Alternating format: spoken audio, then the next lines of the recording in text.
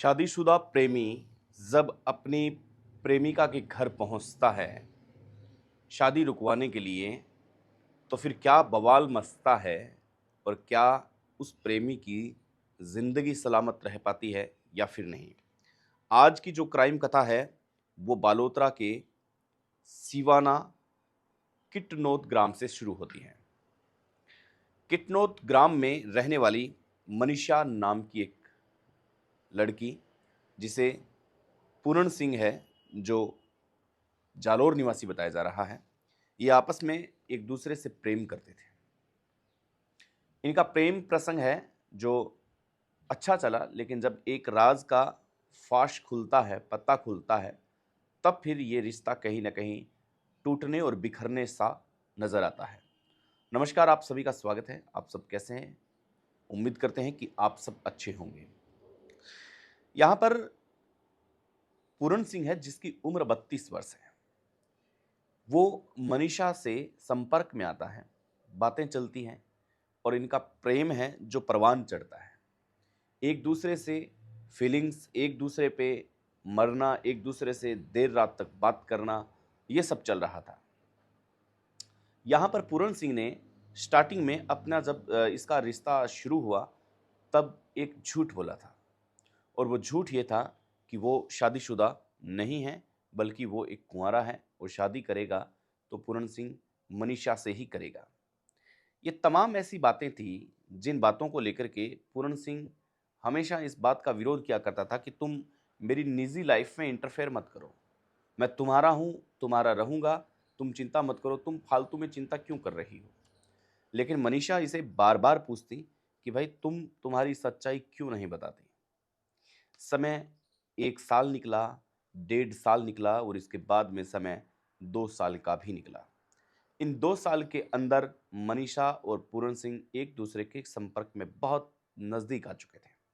ऐसे में मनीषा पूर्ण सिंह के काफ़ी दोस्तों को जानने लगी थी। पूर्ण सिंह के जो क्लोज मित्र थे उनको मनीषा बखूबी समझने लगी थी। पता लगा था कि पूर्ण सिंह का मित्र ये है। जब पूर्ण सिंह का फ़ोन ऑफ आता, बंद आता, तो मनीषा उनको कॉल लगाया करती कि पूर्ण कहाँ हैं, तो वो बताते कि आज पूर्ण यहाँ हैं। इस प्रकार की गाइडिंग है वो हो गई थी।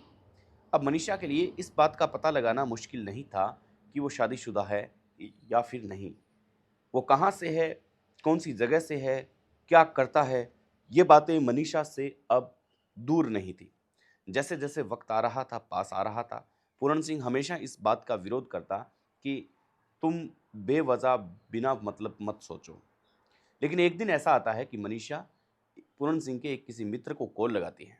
कॉल लगाने के बाद में जब पता चलता है कि पूर्ण सिंह शादीशुदा है और उसके बच्चे भी हैं, मनीषा का दिल टूट जाता है। और जब मनीषा का दिल टूटता है तो फिर वो किसी की नहीं सुनती है और वो अपने घर वालों को कहती है कि अब आप मेरी शादी है वो शादी कर सकते हैं। घर वाले अब रिश्ता देखने शुरू हो जाते हैं और मनीषा का रिश्ता है जो देखा जाता है और शादी भी फिक्स हो जाती है, शादी तय हो जाती है, सब कुछ एकदम बारात आने वाली है। ये बात अब पूर्ण सिंह को पता लग गई कि उसकी गर्लफ्रेंड है, जो मनीषा की शादी अब तय हो चुकी है, फिक्स हो चुके हैं। अब ये पूर्ण सिंह के गले से नीचे नहीं उतर रही थी कि अब वो उसके बिना कैसे रहेगा। अब वो किसी और भी घर में चली जाएगी, अब उससे बात करना बंद हो जाएगा। अब वो किस प्रकार से बात करेगी, किस प्रकार से उसके संपर्क में आएगी, ये सारी बातें पूर्ण सिंह को डराने लगी थी, खलाने लगी थी। पूर्ण सिंह शाम को बहुत शराब पीता है। नशे में कोई भी फैसला गलत लिया जा सकता है या फिर नशे में कोई भी फैसला सही नहीं लिया जा सकता। बस यही पूर्ण सिंह से हुआ। पूर्ण सिंह ने अपनी ओर से काफ़ी मेहनत की, काफ़ी भरसक प्रयास किया अपने खुद को समझाने का, लेकिन वो खुद को समझा नहीं पाया।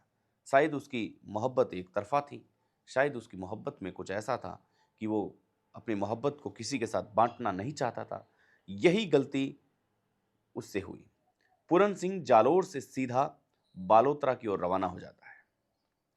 मकसद ये था कि वो जाएगा, शादी में एक फ़िल्मी हीरो की तरह एंट्री मारेगा और मंडप में जाकर के फेरे रुकवा देगा और उस सबको बताएगा कि ये मेरी गर्लफ्रेंड है, इसके साथ मैं प्यार करता हूँ, इसके साथ मैं रहना चाहता हूँ, इसके साथ मैं अपना घर बसाना चाहता हूँ।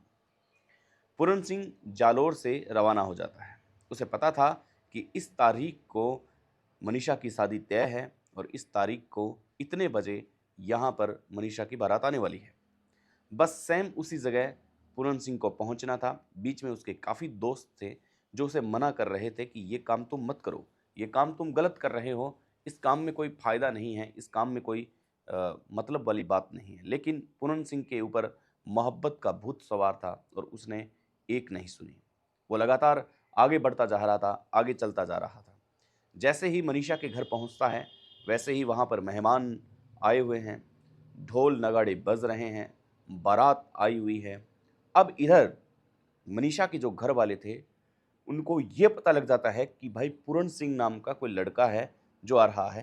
पहले हल्की-हल्की बातें परिजनों को पता थी कि मनीषा का शायद किसी और से प्रेम प्रसंग चल रहा है।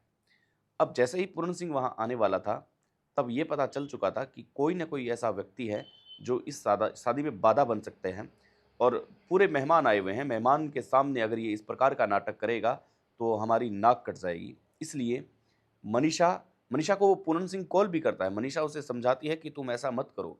अगर तुम ऐसा करोगे तो ये बहुत गलत हो जाएगा और मैं तुमसे बहुत दूर जाऊँगी। लेकिन पूरन सिंह यहाँ पर समझने को तैयार नहीं था। वो घर की दहलीज पर खड़ा था और फ़ोन किया जा रहा था कि अभी भी वक्त है, तुम मान जाओ वरना सही नहीं होगा। अब ये बात मनीषा है जो अपने घर वालों को बताती है और घर वालों को बताने के बाद में वो लाठी और डंडे लेकर के उसे एक किनारे ले जाते हैं, मेहमानों से बचा करके, और वहाँ ले जा कर के उसे मारा जाता है, उसे पीटा जाता है, इतना पीटा जाता है, इतना पीटा जाता है कि उसकी सांस निकल जाती है। यहाँ पर पूरण सिंह ने ये साबित कर दिया था कि मोहब्बत के लिए भला कोई व्यक्ति जान भी दे सकता है क्या। लेकिन मोहब्बत के लिए पूरण सिंह ने आज अपनी जान को त्याग दिया था। आज पूरण सिंह अपनी जान को यहाँ पर छोड़ चुका था। अब जब उसके प्राण निकले, तब मिट्टी के अंदर, आपको पता है कि बालोतरा साइड में बहुत मिट्टी होती है, मिट्टी के नीचे ही उसके शव को गाड़ दिया। ये देखिए, मिट्टी के नीचे शव को गाड़ने के बाद में रेत पूरा सैंपल करके और वो चले गए। अब सब कुछ हो चुका था, शादी हो चुकी थी, सारे मेहमान जा चुके थे, लेकिन हेड कांस्टेबल अजय कुमार 19 अप्रैल को, 13 अप्रैल को ये शव को गाड़ते हैं और 19 अप्रैल को अजय कुमार हेड कांस्टेबल के पास एक फ़ोन आता है। फ़ोन आता है कि जालोर में एक व्यक्ति है जो गुमशुदा है, जिसकी उम्र 32 वर्ष है, पूरण सिंह है, उसका कहीं पता नहीं मिल रहा है। लेकिन हमें ये अंदेशा है कि बालोतरा के किटनोद गांव में पूरण सिंह की बॉडी मिल सकती है। ये बात सुनकर के हेड कांस्टेबल अजय कुमार 19 अप्रैल, समय रहा होगा 12-1 बजे का, वो एकदम ठिहर से चुके थे। ऐसे कैसे हो सकता है? लेकिन बातें धीरे-धीरे गांव में फैल चुकी थी कि इस प्रकार का कोई व्यक्ति आया था, लेकिन अब वो नहीं है, तो फिर आखिर वो गया कहाँ? कुछ ऐसे लोग होते हैं जो विरोधी होते हैं, जो पता लगा लेते हैं कि ये कौन था, किस जगह से था।